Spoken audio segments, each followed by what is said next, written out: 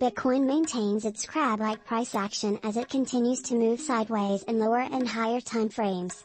The general sentiment in the market briefly turned bullish during today's trade session, but BTC proceeded to return to its critical support area.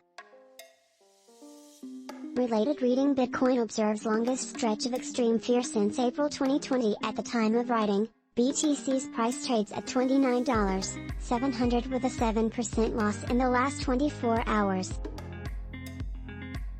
Before it retested these lows, Bitcoin was rejected above $32,000 and appeared to be heading to the mid-area of its current levels.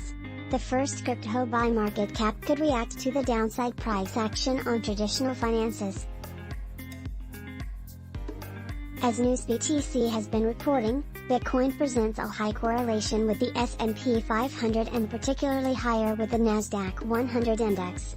The latter was rejected at a critical level and is trending to the downside since the start of 2022.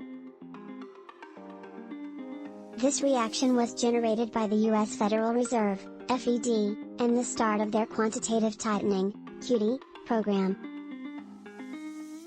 Opposite to the Quantitative Easing, K, when the Fed buys assets and its balance sheet increases, QT will make the financial institution sell $1 million of assets in global markets every minute, according to an analysis by CoinBeast Media.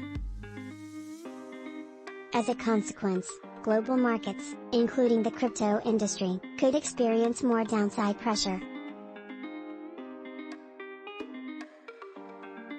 QT might not directly impact the industry, but it will play a key role in global liquidity, and investors' risk tolerance, and will contribute to the conditions that could prevent Bitcoin from reclaiming new highs. The Fed has over $8.5 trillion in assets on its balance sheet.